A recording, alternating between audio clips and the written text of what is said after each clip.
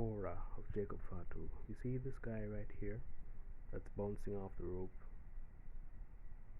This is Jacob Fatu.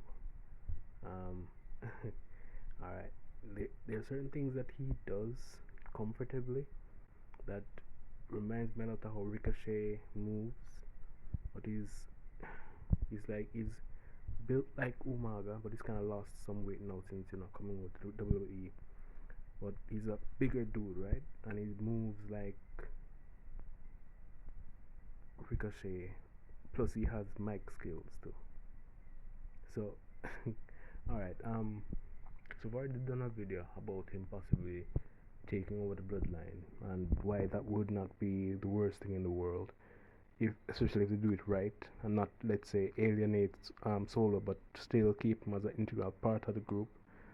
But even if they don't go that direction, I hope that they do allow him to like flourish in the WWE environment, especially since WWE will need to kind of bolster its ranks with top stars going into the Netflix deal, right? Because they need star power to kind of help with the migration process of their fans, you know. So they need people that are compelling storytellers, one, that are in actively progressing stories at or around the time when they're ready to move over to Netflix, so that people will be invested and follow to watch those stories. And I think that if he's given the right opportunity, he could become one of those guys. And I can just imagine the matches that he and Roman can have down the line. It could be some of the most legendary matches in WWE, because his style, with the bouncing off the ropes and jumping up and doing all the springboard stuff, versus Roman's like Roman is athletic, but the way how Jacob does his like gymnastic type bouncing off the ropes and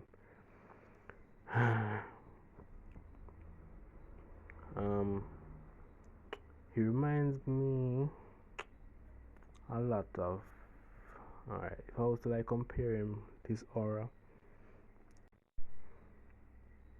it's kind of a mix, but still it's kind of unique at the same time, because he's not like actively trying to be like anybody else, at least not anybody that I have come across. But I mainly stick to the major products, right? I'm like kind of aware of New Japan Pro Wrestling and a couple of some other brands, but the most active one that I follow is WWE, and I don't like. Most I can say is like he's built like certain other wrestlers, but his approach is a bit different. He has the unorthodox style, and I just hope that he doesn't end up going the Keith Lee route, where because Keith Lee is another one that had the talent that just never got the room, and I hope that he doesn't like get lost in the shuffle, because you have the Wyatt Six, you have other members of the Bloodline coming. I hope that they give him a chance to really shine and develop a fan base going forward in WWE. Not just in Bloodline terms, but as a standalone character, because he does have that.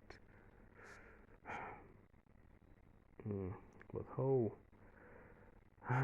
As I say, it comes down to the stories that they get, and if when it comes around to the migration to Netflix, if he's involved in a great storyline, and if he is being portrayed the right way, and not just like being kind of limited because they don't want him to kind of outshine other stars, because they might have plans for other stars moving forward, and if he goes all out, it may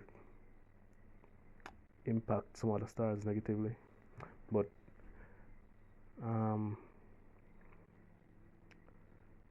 I think WWE kind of maybe needs like 5 more guys like him actually, and I know that he actually has a brother too, who kind of moves like him, like a blood brother, not like storyline brother, a brother who moves like him too. Hopefully, he also comes over in let's space them out a bit, maybe 2 years time or so, after the next Netflix deal happens, and like Roman comes back. Hopefully they don't. I wouldn't mind if maybe 2 to 3 more family members maybe come over, but uh, let's not go like 10 more. At least not for now. Let's kind of space them out because the roster is always kind of looking like it's pretty heavily stacked in the favor of the bloodline. So, um, in my opinion, he has the star power. He has the ability. Hopefully, WWE does allow him to like thrive, and with there being some emphasis on it being a bit more what's the right word to use on Netflix TV. It's gonna be a bit more. No, not TV. Netflix programming or Netflix streaming is gonna be a bit more free. So there's not gonna be as many restrictions when it comes to certain like let's say phraseology and the approach to like certain matches and stuff. So if it is a case where he can thrive and show off himself and develop his own fan base within the company and get a chance to like tell compelling storylines against, let's say, even the Wyatt Six, against Roman Reigns when he comes back, and other top stars. Hell, I'd even like to see how he would like fare against John Cena.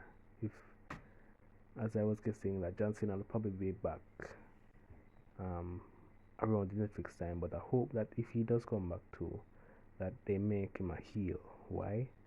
Because there needs to be a serious disruption in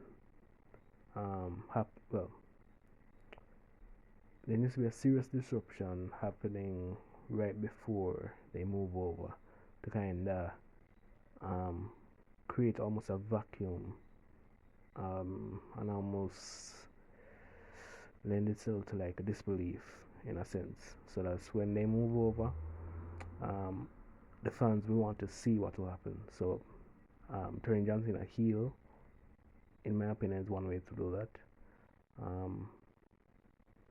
But I guess we'll see how this all turns out.